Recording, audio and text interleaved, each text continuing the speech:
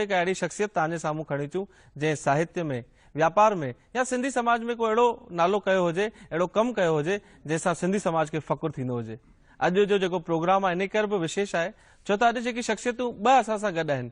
हिकिड़े जो नालो आहे दादा खीमनजू मूलाणी साहब ऐं ॿी शख़्सियत जो नालो आहे भाउ कन्हैया शिवाणी साहब।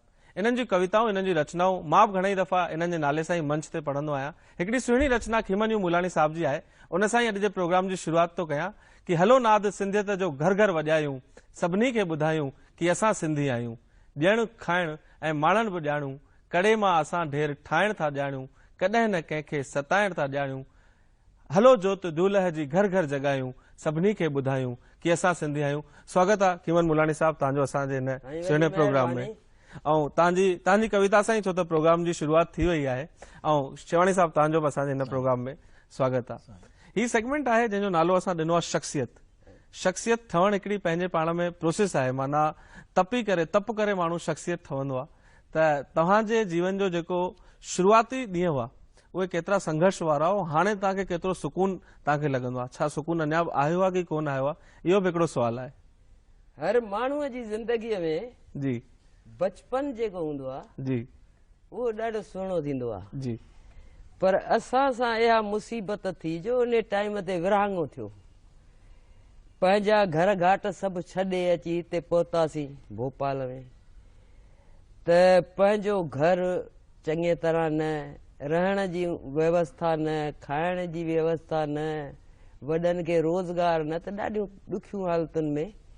पर वॾनि हिकिड़ी ॻाल्हि कई त असांखे पढ़ायूं, सरकारी स्कूल आहे त उते असां सिंधी पढ़ियासीं, त उहो ॾुखियो हो। पर उन पढ़ण जे दौरान ई असांखे घणो कुझु सिंधियत जे बारे में मिलियो। जेॾी महिल संघर्ष हले पियो, मतिलबु सभु ॼणा लड़ाई पिया लड़नि, रोटी कपिड़ा और मकान, अटे लटे ऐं अजय जी लड़ाई हुई। उन विच में तव्हां शायर ठही विया, तव्हां कविताऊं लिखण लॻा, तव्हां बिज़नेस जी तरफ़ पंहिंजो रुख न करे तव्हां शाइरी जी तरफ़ पंहिंजो रुख करे छॾियो।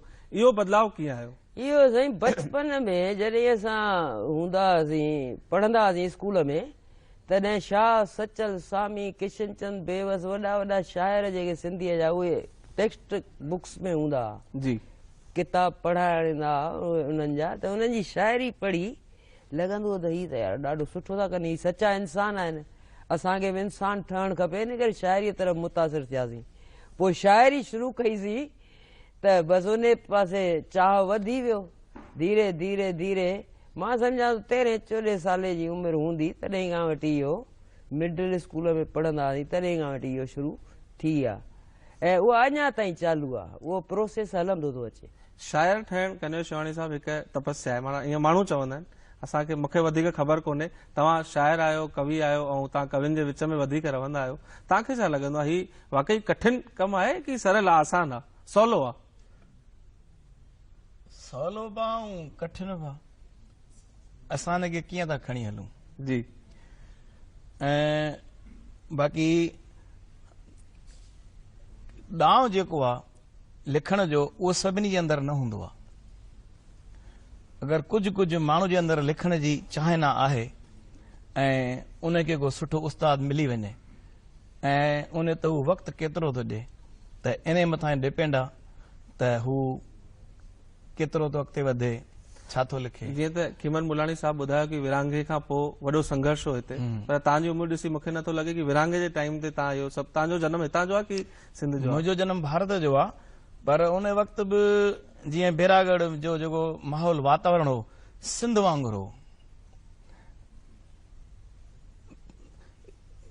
ज़रा ज़रा सी ॻाल्हि ते सिंध खे माण्हू ॾाढो यादि कंदा, एतिरो यादि कंदा जे मान लो का शइ सस्ती थी वई, जी, मान लो का शइ 10 रुपया किलो आहे, हाणे कुदरती उहा 2 रुपया किलो थी वई, त हुनजे मुख मां निकिरंदो अरे सिंध अची वई आहे, हीअ त सिंध लॻी पई आहे, यानी शइ सस्ती थी वई आहे। बिल्कुलु सची ॻाल्हि आहे। घणेई दफ़ा ईअं ई थींदो आहे, का अहिड़ी ॻाल्हि असांजे साम्हूं ईंदी आहे, अॼु बि न केवल तॾहिं, पर अॼु बि ईअं थींदो आहे कि का ॻाल्हि सस्ताईअ जी ॻाल्हि थी वेंदी आहे, सुहिणी ॻाल्हि थी वेंदी आहे, त असां चवंदा आहियूं सिंध वापसि अची वई आहे। त दोस्तो, सिंध वापसि अचणु ऐं सिंध वापसि खणी अचण जी जवाबदारी मूंखे लॻे थो तव्हां जहिड़े साहित्यकारनि मथां आहे, या लास्टिंग जेके अंग्रेजी जो हिकिड़ो अखर आहे कि वधीक देर ताईं असांखे इहे ॻाल्हियूं यादि रहनि।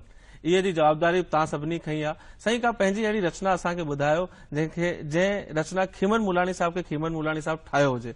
मां इन करे मतिलबु जे तव्हांखे पहचान ॾिनी हुजे अहिड़ी का रचना तव्हांखे। तव्हां अहिड़ी ॻाल्हि था करियो त मां पंहिंजी रचना पंहिंजूं ॼणियल बचन मां कंहिंखे सुठो चवां कंहिंखे ख़राब चवां, मुंहिंजूं त सभु रचनाऊं त ईअं पोइ थींदा आहिनि न, 4 पुट थींदा आहिनि, पोइ पाड़े वारा चवंदा आहिनि वॾो पुटु सुठो अथसि, अहिड़ी का रचना जेके पाड़े वारा चवंदा हुजनि इहा वधीक सुठी आहे, ईअं करे ॿुधायो। उहो छा आहे त मुंहिंजूं सभु रचनाऊं सुठियूं आहिनि, पाड़े वारनि खे कहिड़ियूं बि वणनि, पर मां तव्हांखे पंहिंजो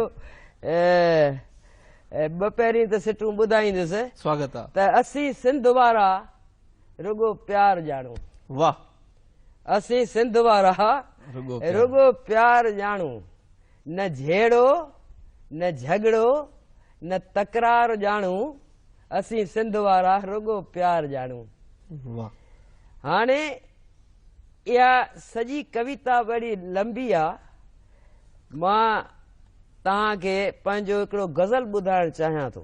तव्हां लंबी ॿुधाए सघो था, असांखे ॾाढो टाइम आहे, असांजा दर्शक बिल्कुलु तव्हांखे ॿुधणु चाहिनि था, तव्हां इत्मीनान सां ख़ुशीअ सां जेतिरो तव्हांजो मन हुजे असांखे ॿुधायो। त चओ त मां तव्हांखे इहा पहिरीं कविता सॼी ॿुधायां। स्वागत आहे।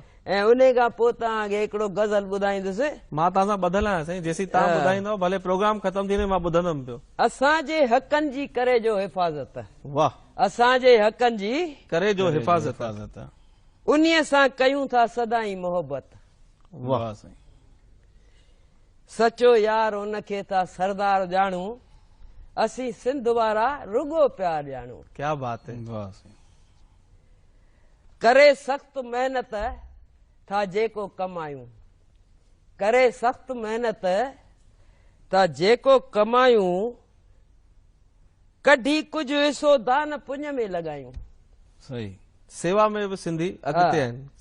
कढी कुझु हिसो दान पुञ में लॻायूं, करण कोन कंहिंजो तिरस्कार ॼाणूं, असीं सिंध वारा रुगो प्यार ॼाणूं। वाह। दड़ो आहे मोहन जो पंहिंजी विरासत, दड़ो आहे मोहन जो पंहिंजी विरासत, पंहिंजी विरासत, न ॾाहिर न हेमूअ जी विसरी शहादत। वाह।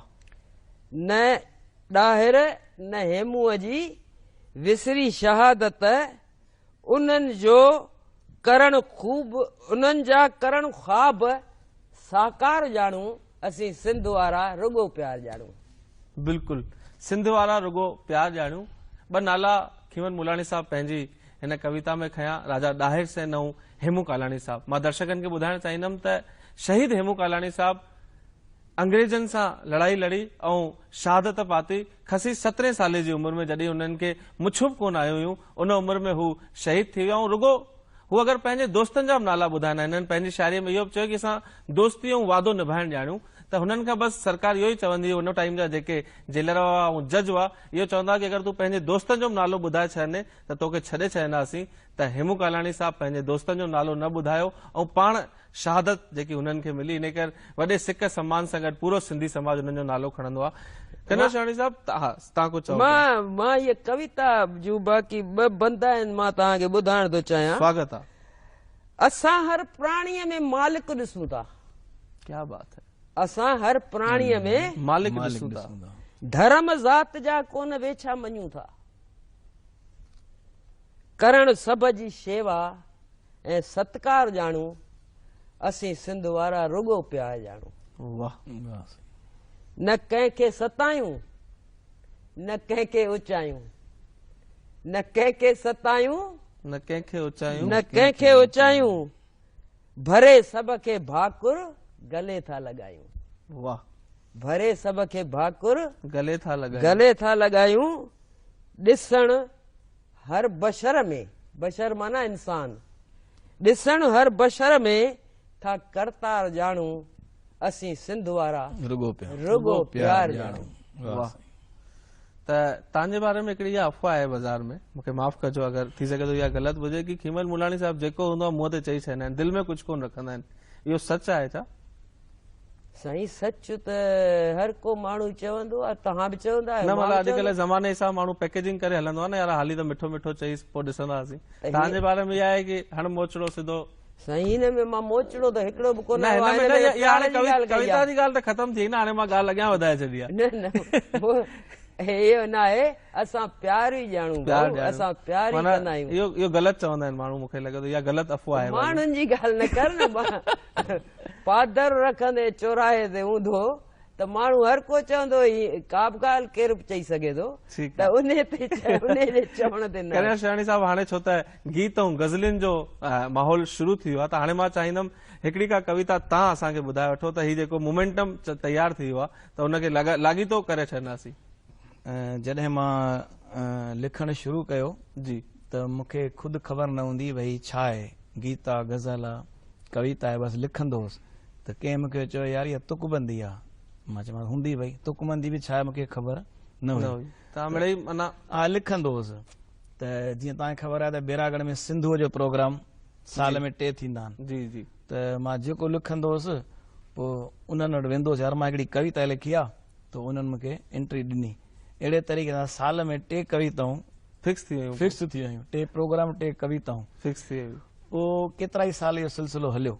ऐं मां जेको पहिरीं लिखंदो हुउसि लॻभॻि हास्य में लिखंदो हुउसि, खिल मज़ाक वारियूं कविताऊं उहे लिखंदो हुउसि। त हिकु भेरे मुंहिंजी शइ ॿुधी करे ॿुधंदड़नि में केतिरा ई ॼाणू माण्हू वेठा हूंदा आहिनि, त उन मूंखे ॿिए टे ॾींहं चयो यार तो जेको गज़ल पढ़ियो न उन में काफ़िया सही कोन आहे। काफ़िया? हा, त मां ख़ुदि मुंझी पियुसि त काफ़िया छा थींदा आहिनि। ठीकु आहे, काफ़िया छा थींदा आहिनि खीमनवाणी साहब, तव्हां ई न ॿुधायो। इहो पहिरीं मुंहिंजी ॻाल्हि पूरी थिए। हा हा सो नारी लछवाणी साहब तव्हां उन्हनि खां वाक़िफ़ हूंदा। जी सो उन्हनि जो घर मुंहिंजो घर वधीक परते न आहे, जी तॾहिं उन्हनि सां मुंहिंजी नमस्ते जो रिश्तो हो, न दोस्ती हुई न उहे मुंहिंजा उस्ताद हुआ। इहा ॻाल्हि मां उन्हनि सां कई। मां चयुमि यार हीअ जेके मां लिखी आहे कविता, इन में कंहिं दोस्त चयो त इन में काफ़िया सही न आहिनि। पोइ उहो उन ॾींहं खां वठी मुंहिंजो क्लास हलियो। वाह। त भई काफ़िया हीअ शइ थींदी आहे। हाणे जेका शइ मां तव्हांखे ॿुधायां थो त जेके मां कविताऊं लिखंदो हुउसि, जंहिं कविता खे दरअसल गज़ल हो उनखे पहिरियों सिधो कयो मां, ठीकु ठाहे करे, जेके हुन में कमियूं हुयूं उहे कमियूं ठाहे करे ऐं चङे तरह हुनजे वज़न बहर में आंदो। उहा मुंहिंजी पहिरीं कविता, यानी हाणे गज़ल, तॾहिं ख़बर न ई गज़ल आहे, उहा मां तव्हांखे ॿुधायां। स्वागत आहे। उहा हीअं आहे त वण बि नदारद छांव नदारद, वण बि नदारद छांव नदारद, तोता झिरकियूं कांव नदारद। वाह। नाला आहिनि अञा बि साॻिया, नाला आहिनि अञा बि साॻिया, शहर ठही विया गांव नदारद। क्या बात। सदके कन जे साह वतन तां, सदके कन जे साह वतन तां, अॼुकल्ह अहिड़ा हाव नदारद। उबता हथ जंहिं घर में आहिनि, उबता हथ जंहिं घर में आहिनि, गड़बड़ वारा हथ। हा हा। उबता हथ जंहिं घर में आहिनि, तंहिं घर जा सभु थांव नदारद। थांव चवंदा आहिनि बासणनि खे। जी। उबता हथ जंहिं घर में आहिनि, तंहिं घर जा सभु थांव नदारद। मामा जंहिं जंहिं दिलि में पाली, मामा जंहिं जंहिं दिलि में पाली, थिया सभु तंहिंजा ॾांव नदारद। वण बि नदारद छांव नदारद, तोता झिरकियूं कांव नदारद। इहो मुंहिंजी पहिरीं शइ हुई जेका मां हुनखे सही तरीक़े सां रिफाइन कयो। मतिलबु हिन में जेकी कमियूं रहिजी वियूं, हा, उन खां पोइ नारी साहब मुंहिंजा दोस्ती बि थी ऐं मुंहिंजा उस्ताद बि थिया। जी। पोइ उतां खां मां जो लिखण जो तरीक़ो थोरो मटिजी वियो। के नया शाइर बि असांजो ही प्रोग्राम ज़रूरु ॾिसंदा हूंदा। तव्हां नालो खयो ऐं तव्हां अखर हिकिड़ो यूज़ कयो काफ़िया। काफ़िया थींदा छा आहिनि, इहो हाणे तव्हां ॿुधाए वठो त वधीक सुठो रहंदो। काफ़िया थींदा छा आहिनि, हिन में जेके लफ़्ज़ अचनि था, छांव कांव ॾांव हाव, भाकुर ठाकुर, हा सेटिंग वारा अखर जेके लंबो इहो ॻाल्हि सम्झाइणी आहे। जी। सम्झाइण में बि टाइम लॻंदो, सम्झण में बि टाइम लॻंदो, त इनखे काफ़िया चवंदा आहिनि। इहे शाइरीअ में तमामु ज़रूरी हूंदा आहिनि, इन्हनि खां सवाइ शाइरी तयारु न थींदी। जी। खीवन मुलानी साहब, नवा शायर अब तैयार थी रहा आहिनि। हींअर माना जेके यंगस्टर्स तव्हां ॾिसंदा हूंदा स्टेज ते बि एक्टिव आहिनि, प्रोग्राम बि कनि था, नयूं शायरियूं बि खणी था अचनि, उन्हनि लाइ तव्हांजी छा टिप्स एंड ट्रिक्स आहिनि? माना तव्हां उन्हनि खे अहिड़ो नंढी का ॻाल्हि ॿुधाए वठो जेकी उन्हनि जी सफलता में वॾो उपयोग करे सघे। तव्हां छो त मोस्ट सीनियर ऐं अनुभवी मूंखे लॻे थो हींअर इंडस्ट्री में ऐं कविता जी इंडस्ट्री में असां वटि आहियो, त जेके नवां माण्हू हीअ असांजो प्रोग्राम ॾिसी रहिया आहिनि उन्हनि लाइ तव्हां छा सुझाव ॾियणु चाहींदा? ही जेका शाइरी आहे जी इहा लफ़्ज़नि जी कला आहे, जी शब्द अखर। त शाइरनि खे पहिरीं त शब्दनि जो भंडार खपे पाण वटि, ऐं जेके बि नवां शाइर थियण था चाहिनि उहे ॿोलीअ खे थोरो पंहिंजी वसी कनि, मतिलबु वॾो कनि, पंहिंजी वेक्यूबुलरी वधाइनि, त उन्हनि जा जेके लिखण सां उन्हनि जे शाइरीअ में निखार ईंदो। ऐं ॿियो महिनत, तपस्या, हीअ त तपस्या जो कमु आहे, शाइरी जेका आहे इहा तपस्या आहे। त ॿियो कमु उन्हनि खे उहो करणु खपे, ऐं ॿियो स्टडी बि करणु खपे उन्हनि खे। जेके वॾा शाइर आहिनि उन्हनि जी शाइरीअ जो मुतालियो करणु खपे, माना पढ़णु खपे, ऐं जेतिरो पढ़ंदा उन्हनि खे नवां नवां आइडियाज़ ईंदा, उन्हनि जी शाइरीअ में निखार ईंदो। वाह, शायरी ऐं तरन्नुम में शायरी, माना हिकु जीअं तव्हां असांखे हींअर पढ़ी ॿुधाई, पर असां जॾहिं हिंदी में असां कवि सम्मेलन ॿुधण वेंदा आहियूं त वॾा वॾा कवि तरन्नुम में ॻाईंदा आहिनि ऐं उहो माहौल पूरो अलॻि थी वेंदो आहे। त तव्हां पंहिंजी तरन्नुम जी शायरी लाइ तव्हांजी सुञाणप थींदी आहे, का अहिड़ी शायरी, का अहिड़ी गीत, को गज़ल जेको तव्हां तरन्नुम में असांखे ॿुधायो? मां तव्हांखे गज़ल जी ॻाल्हि पई थी हले त मां तव्हांखे पंहिंजो गज़ल थो ॿुधायां तरन्नुम में। स्वागत आहे। कंहिं पाणीअ सां मिलंदा आहियूं, कंहिं पाणीअ सां मिलंदा आहियूं, ज़रो ज़रो थी भुरंदा आहियूं, ज़रो ज़रो थी भुरंदा आहियूं। अगरि मिली वेंदो आहे किथे सिजु, अगरि मिली वेंदो आहे किथे सिजु, दिली दिल में रिझंदा आहियूं, वाह वाह, दिली दिल में रिझंदा आहियूं। अॻिते आहे, कहिड़ो वेसो कयूं हवा ते, कहिड़ो वेसो कयूं हवा ते, तूफ़ाननि सां लड़ंदा आहियूं, तूफ़ाननि सां लड़ंदा आहियूं। हीर तखिन पल, हीर तखिन पल छुहंदी आहे, हीर तखिन पल छुहंदी आहे, वरी तपत में तपंदा आहियूं, वरी तपत में तपंदा आहियूं। जीत कई ज़हरीला चिंबड़नि, जीत कई ज़हरीला चिंबड़नि, डंग उन्हनि जा सहंदा आहियूं, वाह, डंग उन्हनि जा सहंदा आहियूं। अॻिते आहे, मां तव्हांजी तवजो चाहींदुसि। पूरी पूरी आहे साईं, चिंता ही न केॾा बि ॾुख सूर हुजनि त बि, केॾा बि ॾुख सूर हुजनि त बि, कॾहिं न कंहिं सां छुलंदा आहियूं, कॾहिं न कंहिं सां छुलंदा आहियूं। रहियो कंडनि सां गुज़रो असांजो, रहियो कंडनि सां गुज़रो असांजो, भली गुलनि में तुरंदा आहियूं, वाह, भली गुलनि में तुरंदा आहियूं। लफ़्ज़नि जा को तीर हणे जे, लफ़्ज़नि जा को तीर हणे जे, टहक ॾेई पिया खिलंदा क्या बात है, आहियूं, वाह वाह, टहक ॾेई पिया खिलंदा आहियूं।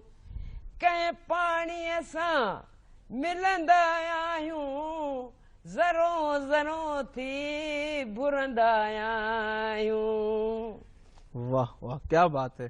ॾाढी सुहिणी इहा रचना तव्हां असांखे ॿुधाई। हर कंहिंजे जीवन में हिकिड़ो सुपिनो माण्हू ॾिसंदो आहे ऐं धीरे धीरे सपना मटिजंदा वेंदा आहिनि। नओं सुपिनो माण्हू ॾिसंदो आहे, हिकु सुपिनो पूरो थींदो आहे, पोइ ॿियो ॾिसंदो आहे, टियों ॾिसंदो आहे। तव्हां जीवन में घणेई सुपिना ॾिठा हूंदा, अहिड़ो को सुपिनो सिंधी जगत लाइ तव्हांजे मन में हुजे जेको अञा अधूरो रहिजी वियो आहे, जेको तव्हां असांजे दर्शकनि खे ॿुधायो त उहे हिनखे पूरो बि कंदा ऐं तव्हांखे बि हुनखे पूरो करण में सहयोग कंदा। तव्हांजे मन में का अहिड़ी ॻाल्हि रहिजी वई हुजे जेकी लॻे की ईअं थियणु खपे? साईं, सुपना त बचपन में जवानीअ में घणा ॾिसबा आहिनि। जी, हाणे हिन उमिरि में त को सुपिनो कोन्हे, पर सुपना जेके हुआ असांजी इहा हुई त असांजी सिंधी ॿोली शाइरी कल्चर वधे विझे, उन में निखार अचे, असां वटि वॾा वॾा कवि शाइर थियनि, असां हर खेत्र में तरक़ी कयूं। पर असां रुॻी तरक़ी कई आहे नोटनि कमाइण में, पर असांजो ॿोली कल्चर ऐं असांजी जेका सॼी संस्कृति डे बाई डे घटिजंदी पई वञे। इन जो कारण इहे आहिनि जो असां सॼे भारत में पखिड़ियल आहियूं। उहो सपनो असांजो साकार अञा थिए त असां चाहियूं था त उहो सपनो असांजो साकार थिए, पर आसार कुझु नथा ॾिसण में अचनि। उनजो हिकिड़ी मां की पॉइंट ॿुधायां थो असांजी सिंधी भाउरनि भेनरुनि ॿारनि सभिनी खे जवाननि खे, त असां घर जी चांउठ अंदरि घर जे अंदरि जॾहिं पहुचूं त असां पाण में सिंधी ॻाल्हायूं ऐं ॿारनि सां बि सिंधी ॻाल्हायूं, ॿारनि खे सिंधी पढ़ायूं। सिंधी ॿोली ॾुखी कान्हे, तमामु सवली आहे। बसि असां रुॻो इहो कयूं त असांजी कल्चर ॿोली सभु बची वेंदा। इहा हिकिड़ी नंढड़ी ॻाल्हि आहे जेको हर को माण्हू रूटीन में डेली करे सघे। बिल्कुल ॾाढो सवलो हिकिड़ी की पॉइंट ॿुधाई आहे कि चौंठ जे अंदरि जेॾी महिल घर में आहियूं, ॿाहिरि भले असां केतिरियूं सुहिणियूं भाषाऊं ॻाल्हाए वठूं। कवि ढोलन राही साहिब आहिनि अजमेर जा, उन्हनि सुठो लिखियो आहे कि दुनिया जूं सभु ज़ुबानूं बेशक रखो अखियुनि ते, पर पाण में ॻाल्हायो पंहिंजी ज़ुबान सिंधी। खीमन मुलाणी साहब शायदि इहो भाव असांखे ॿुधाइण था चाहिनि कि जेॾी महिल असां घर में हुजूं, जेॾी महिल चार सिंधी पाण में वेठा आहियूं, त ओॾी महिल असां ॿी का भाषा न ॻाल्हाए करे, सभिनि भाषाउनि जो सम्मान आहे, पर असांजी जेकी मातृभाषा आहे, पंहिंजी माउ जी जेकी ॿोली आहे, इनखे न विसारियूं। कन्हैया शेवाणी साहब, तरन्नुम जी हिकिड़ी कविता छो त हाणे मुलाणी साहब ॿुधाए छॾी आहे, त मां चाहींदुमि हिकु तव्हां ॿुधायो त हिन प्रोग्राम खे अञा थोरो अॻिते खणी वेंदासीं। हुन खां पोइ तव्हांखे साईं सभु हाईटेक अॼुकल्ह मोबाइल वोबाइल में कविताऊं अची वञनि। पहिरीं कवि ईंदा हुआ झोलो खणी ऐं उन्हनि वटि किताबूं हूंदियूं, पर अॼुकल्ह मोबाइल में सॼो अची वियो आहे। सभु सुख मोबाइल ॾिए थो। हा, स्वागत आहे। त गज़ल आहे तरन्नुम में, जी। का याद सताए थी को रोग लगाए थी, वाह। का याद सताए थी को रोग लगाए थी, नालो त दवा हुन जो, नालो त दवा हुन जो, वाह। नालो त दवा हुन जो, पर दर्द वधाए थी। क्या बात। नालो त दवा हुन जो, पर दर्द वधाए थी। मुलाणी साहब वाह त कयो। वाह का वाह। याद सताए थी को रोग लगाए थी, आदत खे छा चइजे, आदत खे छा चइजे, आदत खे छा चइजे, बस पाप कराए। वाह वाह, शाबाश हुजे, शाबाश हुजे यार। आदत खे छा चइजे, बस पाप कराए थी, का याद सताए थी को रोग लगाए थी, जिन घाव कया गहरा, जिन घाव कया गहरा, जिन घाव कया गहरा से लफ्ज वराए थी, वाह वाह जिन घाव कया गहरा से लफ्ज वराए थी, वाह का याद सताए थी, को रोग लगाए थी। हर कौल कयम पूरो, हर कौल कयम पूरो, हर कौल कयम पूरो, तब कसम खणाए। वरी चइजो साईं, या वरी हर चइजो। कौल कयम पूरो, हर कौल कयम पूरो, हर कौल कयम पूरो, तब कसम खणाए थी, क्या बात है। का याद सताए थी, को रोग लगाए थी। गज़ल जो आखिरी शेर। कहीं जाए लड़ायो छा, कहीं जाए लड़ायो छा, कहीं जाए लड़ायो छा, हर जाए लड़ाए थी। वाह वाह वाह वाह कहीं जाए लड़ायो छा, हर जाए लड़ाए थी, का याद सताए थी, को रोग लगाए। ही त मतलब तव्हां प्रोग्राम खे असांखे सीरियस करे छॾियो। मां हिकु ॻाल्हि इहा मुंहिंजे मन में ईंदी आहे हर दफ़े, हिकु जेको कवि या शाइर हूंदो आहे उहो हर मूड जी कविता लिखी वठंदो आहे। माना केॾी महिल प्यार, केॾी महिल धोखो, केॾी महिल हास्य, केॾी महिल वीर रस, केॾी महिल देशभक्ति। तव्हां सभिनि रसनि जी जेॾी महिल कविताऊं लिखंदा आहियो त इहे सभु अनुभूतियूं पाण कंदा आहियो। माना तव्हांखे धोखो मिलियो हूंदो तॾहिं लिखंदा आहियो, मन में भाव ईंदो आहे की जेॾी महिल मन आयो तेॾी महिल लिखी छॾियो। जीअं हींअर तव्हांखे लॻे थो की कॉल कराए थी, कसम खणाए थी, वादा पूरा कया, त अहिड़ी का किस्सो थियो हूंदो न जीवन में, तॾहिं इहा कविता तव्हां लिखी हूंदी। हाणे हेॾो वॾो जीवन आहे, अॼु मां 55+ आहियां। लॻो त कोन यार। जोड़े छॾियो त हाठी सुठी अथसि, हाठी हाथी माना हाठी माना हिन जो स्ट्रक्चर सुठो आहे। अच्छा, स्ट्रक्चर सुठो आहे। त ज़रूरी न आहे त जेको असां भोगियो आहे या असांजे अंदर में आहे उहो पंहिंजी कविता में आणियूं। कॾहिं कॾहिं ॿिए खे ॾिसी करे बि ॿियनि जे सुरनि खे पंहिंजो हा सुर, हा पंहिंजो सुर, हा हा बस लिखण जो ॾांहुं अचे शुरूआती। बाक़ी लॻभॻि जेको अंदर में हूंदो आहे उहो बि ॿाहिरि निकिरंदो आहे, जेको तुंहिंजे अंदर में हूंदो उहो बि असां लिखी सघूं था। अच्छा, ये तव्हांजे अंदर उहा कला आहे, माना की मुंहिंजे हर अंदर- शाइर जे अंदर, हर शाइर जे अंदर हर उहा शाइर, कला। हा त उहा हूंदी आहे त उनखे पंहिंजो लफ़्ज़नि जो रूप ॾेई करे उन शइ तयारु कंदो आहे, पोइ त उन लाइ हिकिड़ी रांदि थी वेंदी आहे। क्या बात है। छो त अॼु तव्हां दूरदर्शन जा महिमान आहियो, त दूरदर्शन तव्हांखे हिकिड़ो सिंधी गीत ॿुधाइण थो चाहे। तव्हांजो को पसंदीदा हुजे या असां पंहिंजे मन सां हलायूं जीअं तव्हांखे सुठो न लॻे? जेको तव्हां तव्हांखे available जेको हुजे। वणे साईं उहो हलायो। जेको ठीकु आहे, त हाणे उपलब्ध हुजे। मां पंहिंजी टीम सां इहा रिक्वेस्ट कंदमि त हिकिड़ो सुहिणो सिंधी गीत असांजे अतिथियुनि जे सम्मान में तव्हांखे ज़रूरु ॿुधाए।